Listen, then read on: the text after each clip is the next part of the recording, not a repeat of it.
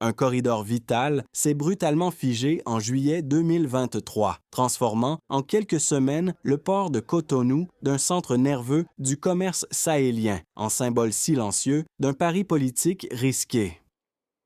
Près de 80% du flux destiné aux pays enclavés s'est évaporé. Et d'ici 2026, les revenus de transit ont chuté d'environ 40%, révélant la fragilité d'un modèle bâti presque entièrement sur la confiance logistique. Dans ce contexte, le rôle d'Ibrahim Traoré dépasse la simple solidarité politique, car il incarne une stratégie assumée de contournement des anciennes dépendances côtières et de redéfinition des routes régionales. Mais si ces portes ne se rouvrent jamais, qui contrôle réellement l'avenir économique de l'Afrique de l'Ouest?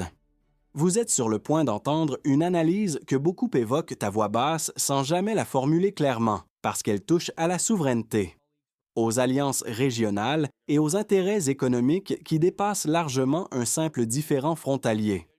Vous allez comprendre comment une décision logistique peut redessiner une architecture commerciale entière et modifier l'équilibre des pouvoirs entre États côtiers et pays enclavés. Et ceci n'est pas un récit pour spectateurs distraits. Si vous quittez maintenant, vous risquez de réduire cette crise à un conflit politique passager entre gouvernements. Vous pourriez croire qu'il s'agit uniquement d'une réaction à un coup d'État ou d'un débat sur la légitimité institutionnelle. Vous passeriez alors à côté de l'essentiel.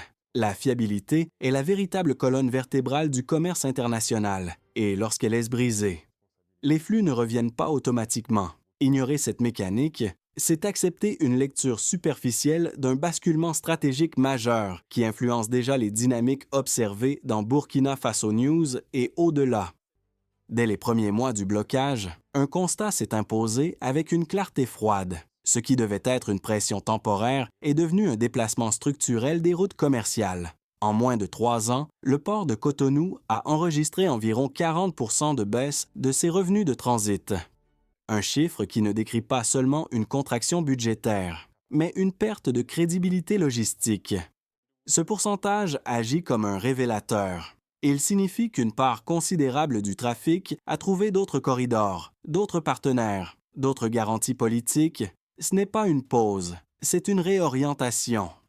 Le point de départ remonte à juillet 2023, lorsque la fermeture du poste frontalier de Malanville a été décidée pour appliquer des sanctions après le coup d'État au Niger. À court terme, l'objectif semblait clair, exercer une pression économique rapide sur un voisin enclavé dépendant des façades maritimes. Mais le commerce régional fonctionne selon une règle simple. La prévisibilité prime sur la proximité. Lorsque la frontière s'est refermée, les opérateurs n'ont pas attendu. Les contrats ont commencé à être redirigés vers d'autres ports, notamment au Togo. Les transporteurs ont sécurisé de nouvelles routes. Les assurances ont recalculé leurs primes en fonction du risque politique. Et pendant que le débat diplomatique occupait les capitales, la chaîne logistique, elle, s'adaptait.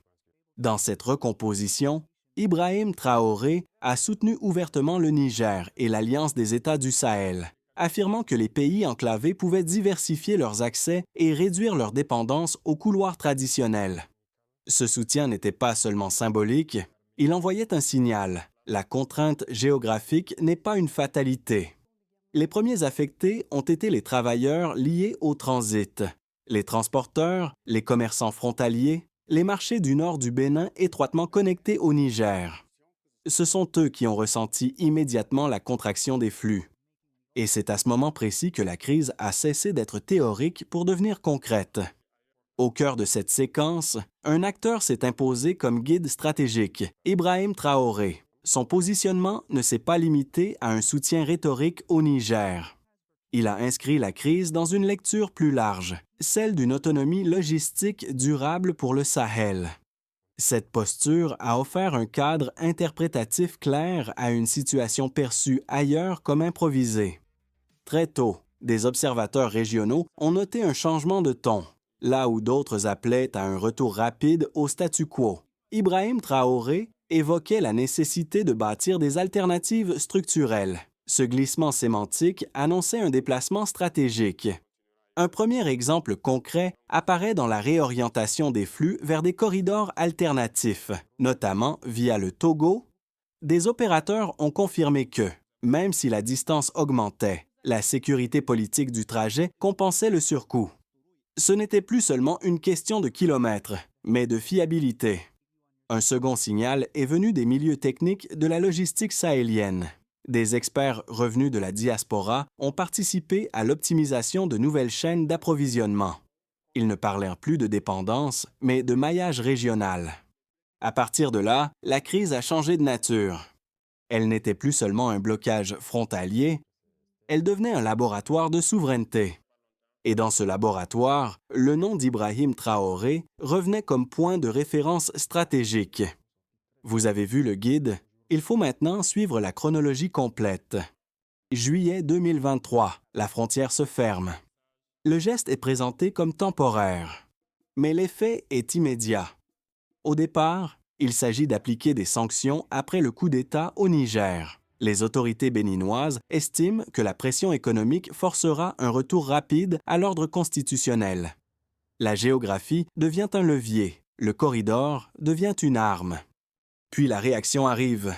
Les camions s'immobilisent à Malanville, les contrats d'exportation sont suspendus, les marchés frontaliers ralentissent en quelques semaines. Ce qui devait être un signal diplomatique commence à produire des conséquences économiques internes. La deuxième phase s'enclenche. Les opérateurs logistiques ne peuvent pas attendre.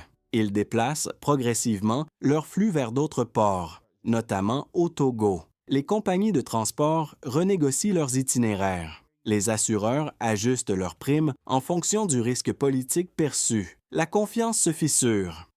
La pression devait être unilatérale. Elle devient circulaire.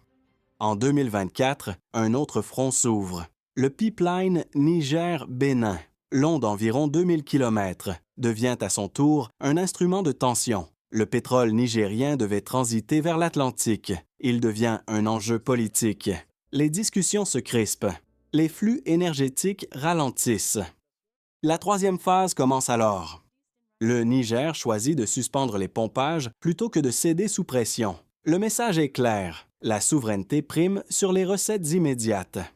Ibrahim Traoré soutient cette ligne, renforçant l'idée que l'Alliance des États du Sahel peut absorber un choc financier pour consolider une indépendance stratégique. Les mois passent. Les revenus de transit du port de Cotonou reculent d'environ 40 %. Les marchés du nord du Bénin souffrent. Les camions stationnent pendant des semaines. Les créances bancaires s'accumulent dans le secteur du transport. Le corridor ne se rouvre pas automatiquement. La confiance ne revient pas par décret. Et ce qui était une manœuvre tactique se transforme en tournant structurel. Le choc initial est passé. Il faut maintenant mesurer son poids réel. Les chiffres permettent de sortir du registre émotionnel et d'entrer dans la matérialité du choc. Lorsque l'on compare la situation d'avant juillet 2023 à celle observée début 2026, l'écart n'est plus marginal, il devient structurel. Premier indicateur, le volume de transit. Avant la fermeture, près de 80 % du flux passant par le port de Cotonou était destiné aux pays sahéliens enclavés. Après le blocage prolongé, une part significative de ce trafic s'est redirigée vers d'autres corridors. Cela signifie qu'un modèle économique fondé sur le transit externe a perdu sa colonne vertébrale. Deuxième indicateur, les recettes. La baisse d'environ 40 % des revenus liés au transit ne représente pas seulement une contraction comptable. Elle traduit une perte de crédibilité commerciale. Une telle chute en moins de 3 ans indique que les acteurs du marché ont internalisé le risque politique et intégré cette variable dans leurs décisions d'implantation et de routage. Troisième indicateur, l'énergie. Le pipeline Niger-Bénin, long d'environ 2000 km, devait garantir des flux pétroliers réguliers vers l'Atlantique. Son arrêt temporaire a envoyé un signal puissant aux investisseurs internationaux. Un corridor énergétique immobilisé signifie des milliards de dollars différés et des contrats fragilisés. Cela rappelle une règle simple. Dans l'énergie, la fiabilité est plus précieuse que la proximité géographique. Ces trois données dessinent un schéma cohérent. Un corridor bloqué entraîne une perte de flux. Une perte de flux entraîne une perte de revenus. Une perte de revenus entraîne un repositionnement stratégique des partenaires commerciaux. Dans ce contexte, la posture d'Ibrahim Traoré prend une dimension particulière, en soutenant la diversification des routes sahéliennes. Il transforme un choc en levier politique. Le signal envoyé n'est pas seulement régional, il est systémique. Le coût immédiat est élevé, mais le message est clair. La dépendance logistique n'est plus considérée comme inévitable. Et cela change profondément la négociation future. Vous avez vu les données. Il faut maintenant confronter les arguments opposés. Il serait pourtant réducteur d'analyser cette crise sous un seul angle. Des voix affirment que la fermeture de la frontière et la fermeté sur le pipeline relevaient d'un impératif légal et sécuritaire. Selon cette lecture, un État a le droit de défendre l'ordre constitutionnel régional et de prévenir les risques liés à l'instabilité politique. La pression économique serait alors un outil légitime de dissuasion. Cet argument mérite d'être entendu. Les sanctions ont souvent été utilisées pour inciter à un retour à la normalité institutionnelle. Dans cette perspective, la fermeture n'était pas un acte hostile durable, mais un levier temporaire destiné à produire un effet rapide. Cependant, les faits observés nuancent cette hypothèse lorsque la mesure se prolonge au-delà de quelques mois et entraîne une chute d'environ 40% des revenus de transit. L'effet cesse d'être uniquement dissuasif. Il devient auto-infligé. Le marché ne distingue pas entre pression stratégique et instabilité chronique. Il retient simplement le risque. Un second argument soutient que les pays enclavés, dépendants des façades maritimes, finiront par céder face à la contrainte financière. La logique semble intuitive. Sans accès direct à la mer, les alternatives se ribondent limitées. Pourtant, la réorientation progressive vers d'autres corridors, même plus longs ou plus coûteux, démontre qu'une alternative imparfaite peut être préférée à une dépendance perçue comme vulnérable, en soutenant cette diversification.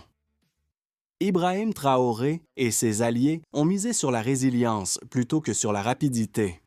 Lorsque l'on place ces deux visions côte à côte, le tableau devient plus clair. La question n'est pas seulement juridique, elle est structurelle. Le commerce international repose sur la confiance répétée, et lorsqu'elle est brisée, la restauration demande des années, parfois des décennies. C'est précisément à ce point que la crise change de dimension. Un élément inattendu a alors reconfiguré l'équilibre. Vous allez le voir maintenant. Tout a basculé à ce moment-là. Ce qui paraissait n'être qu'un bras de fer commercial a révélé une dimension bien plus profonde lorsque le dossier du pipeline Niger-Bénin est entré au centre du jeu. Jusqu'alors, le débat portait surtout sur les camions, les conteneurs, les marchés frontaliers. Soudain, il concernait l'énergie, les milliards investis et les équilibres financiers internationaux. Le pipeline, de près de 2000 km, devait transporter le pétrole nigérien vers l'Atlantique et générer des recettes substantielles en droit de transit. En théorie, il représentait une garantie de revenus stable pour le Bénin et une porte d'accès stratégique pour le Niger. Mais lorsqu'il a été utilisé comme levier politique, l'équation a changé. Au lieu d'accepter la pression, le Niger a suspendu les flux. Le signal était sans ambiguïté. La souveraineté prime sur l'urgence budgétaire. Ibrahim Traoré a soutenu cette ligne, consolidant l'idée qu'un sacrifice financier immédiat pouvait renforcer une position stratégique de long terme. Cette décision a produit un effet psychologique majeur. Elle a démontré que les États sahéliens étaient prêts à absorber un choc pour éviter ce qu'ils percevaient comme une dépendance coercitive. Le corridor énergétique n'était plus seulement une infrastructure, il devenait un symbole. À partir de là, la crise ne se limitait plus à un différend bilatéral. Elle ouvrait une question plus vaste. Qui contrôle réellement les ressources et les routes de sortie? Et lorsque cette question émerge, les conséquences dépassent les frontières. C'est ici que les effets concrets se manifestent dans chaque couche de la société. À partir de ce pivot énergétique, les conséquences ne sont plus restées confinées aux cartes stratégiques. Elles ont glissé dans le quotidien. Pour l'État béninois, la baisse d'environ 40% des revenus de transit a créé une pression budgétaire immédiate. Les droits de douane et les taxes liées au transport constituaient une part importante des recettes. Une contraction aussi rapide oblige à arbitrer entre dépenses publiques, investissements et stabilité financière. La marge de manœuvre se réduit. Du côté des entreprises, l'impact est tangible. Les sociétés de transport voient venir leurs camions immobilisés pendant des semaines. Les compagnies logistiques perdent des contrats au profit de corridors alternatifs. Les banques se retrouvent exposées à des créances fragilisées. Lorsque la confiance s'effrite, le coût du capital augmente et l'investissement ralentit. Les citoyens ressentent la secousse de manière plus diffuse mais plus directe. Dans le nord du Bénin, les marchés transfrontaliers ont perdu une partie significative de leur activité. Les revenus des commerçants baissent. Les produits agricoles trouvent moins d'acheteurs. Le sentiment d'incertitude s'installe, surtout pour ceux dont l'activité dépendait du flux quotidien des camions. Au niveau régional, l'effet domino est visible. Le Togo capte une partie des flux redirigés. Les discussions sur des corridors alternatifs vers l'Algérie ou via d'autres axes s'intensifient. La carte commerciale de l'Afrique de l'Ouest se recompose progressivement. Dans cette dynamique, la stratégie soutenue par Ibrahim Traoré apparaît comme un accélérateur, en défendant l'idée que le Sahel peut diversifier ses partenaires. Il transforme un choc localisé en repositionnement régional. Et désormais, plus aucun acteur ne peut prétendre rester en dehors du mouvement. Vous avez vu les conséquences. Il faut maintenant envisager l'avenir. Si la tendance actuelle se prolonge, le scénario le plus probable est celui d'un rééquilibrage progressif mais durable. Les flux ne reviendraient pas totalement vers le corridor initial. Même en cas d'apaisement diplomatique, une partie des opérateurs conserverait des routes alternatives par prudence. Le port de Cotonou resterait actif, mais dans une position moins dominante qu'auparavant. Un scénario plus optimiste supposerait un rétablissement rapide de la confiance. Cela impliquerait non seulement la réouverture complète et stable de la frontière, mais aussi des garanties politiques claires et répétées. Dans ce cas, le pipeline pourrait fonctionner à plein régime, les recettes énergétiques reprendraient et les acteurs économiques reconsidéreraient progressivement l'ancien corridor. La crédibilité, cependant, demanderait du temps pour être reconstruite.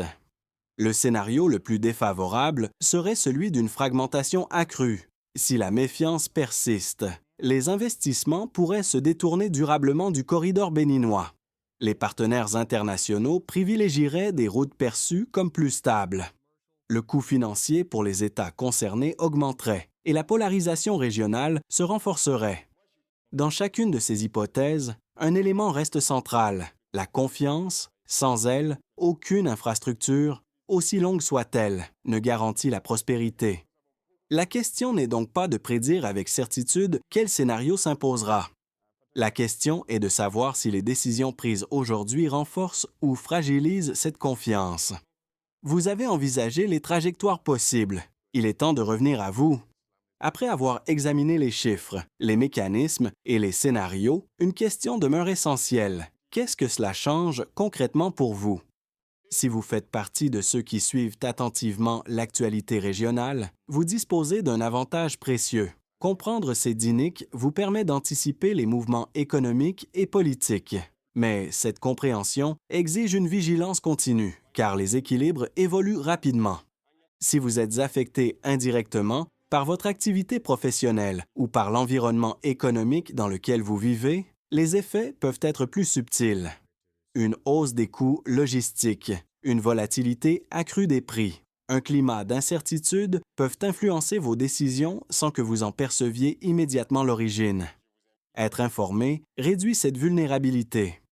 Et si vous pensez que cette crise ne vous concerne pas, il est utile de rappeler qu'aucune économie n'est isolée. Les corridors commerciaux structurent les prix, les emplois et les investissements. Ignorer ces transformations revient à accepter d'être surpris par leurs conséquences. Comprendre la logique derrière les choix soutenus par Ibrahim Traoré et par d'autres dirigeants régionaux ne signifie pas adopter une position partisane. Cela signifie saisir les ressorts d'un basculement stratégique. Quelle que soit votre position, rester attentif vous donne une marge d'action. Et c'est précisément cette marge qui fait la différence entre subir un changement et l'anticiper. Vous avez mesuré l'impact personnel. Il faut maintenant parler de solutions concrètes. Les solutions ne peuvent pas se limiter à des déclarations d'intention. Elles doivent s'inscrire dans une trajectoire mesurable et crédible. Au niveau des États, la première étape consiste à restaurer la prévisibilité. Cela implique des engagements publics clairs sur la stabilité des corridors. Accompagné de mécanismes de suivi transparents, le succès se mesure par la reprise progressive des flux, la stabilisation des recettes et la baisse des primes de risque associées au transit. La deuxième étape concerne les infrastructures régionales. Les gouvernements et partenaires doivent investir dans la diversification des routes tout en garantissant leur neutralité politique. Un corridor ne doit pas être perçu comme une arme potentielle. Les indicateurs de réussite sont concrets: réduction des délais de transit, augmentation du volume traité, fiabilité contractuelle maintenue sur plusieurs années. La troisième étape touche les acteurs économiques et les citoyens. Les entreprises doivent intégrer le risque géopolitique dans leur planification stratégique. Les communautés locales peuvent renforcer leur résilience en diversifiant leurs activités plutôt qu'en dépendant d'un seul flux commercial. Le progrès se mesure par la capacité à absorber un choc sans effondrement brutal. Dans cette perspective, la posture d'Ibrahim Traoré met en avant un principe central: l'indépendance logistique comme condition de souveraineté durable. Que l'on adhère ou non à cette vision, elle oblige l'ensemble des acteurs régionaux à repenser leur modèle. Car une infrastructure n'est stable que si la confiance l'est aussi. Et sans mise en œuvre concrète, aucune stratégie ne survit. Vous avez exploré les pistes d'action. Il reste à refermer la boucle. Au début, il y avait un port animé et un corridor présenté comme évident. Puis le silence s'est installé. Entre ces deux images, un enchaînement de décisions a redessiné une partie de la carte ouest-africaine. Nous avons traversé les chiffres, les arguments opposés, les scénarios possibles. Nous avons vu comment un blocage frontalier s'est transformé en laboratoire stratégique et comment le soutien d'Ibrahim Traoré à la diversification des routes sahéliennes a donné à cette crise une portée qui dépasse largement le Bénin et le Niger. Ce parcours révèle une vérité simple: la géographie offre des opportunités, mais la confiance en détermine la valeur. Un pont peut relier, il peut aussi devenir un point de rupture. Aujourd'hui, le débat ne porte plus seulement sur une frontière ou un pipeline. Il concerne la manière dont les États africains définissent leur autonomie, leurs alliances et leur place dans les flux mondiaux. L'histoire que vous venez de suivre n'est pas seulement celle d'un corridor. C'est celle d'un choix stratégique, et ce choix engage bien plus que des recettes budgétaires. Il engage une vision, il engage une génération, il engage la manière dont le continent se projette dans son propre avenir. Et à partir de là, la question n'est plus simplement économique, elle devient politique, elle devient historique, elle devient collective. C'est ici que le récit se referme, et que la réflexion commence vraiment. Si cette analyse vous a permis de voir au-delà des titres et des réactions immédiates, alors elle a déjà rempli une première fonction: transformer un événement en compréhension stratégique. Chacun peut tirer une conclusion différente de cette séquence. Certains y verront une erreur de calcul, d'autres une démonstration de fermeté, d'autres encore un tournant inévitable vers une nouvelle architecture régionale. L'essentiel est de ne pas rester à la surface. Si vous estimez que ces enjeux méritent d'être discutés plus largement, partagez cette réflexion autour de vous, non pas pour imposer une opinion, mais pour enrichir le débat. Une région ne se transforme pas seulement par des décisions politiques, mais aussi par la qualité des conversations publiques. Selon vous, quel élément sera décisif dans les prochaines années? La restauration de la confiance, la diversification des corridors ou l'affirmation croissante de la souveraineté sahélienne? La discussion reste ouverte et elle nous concerne tous.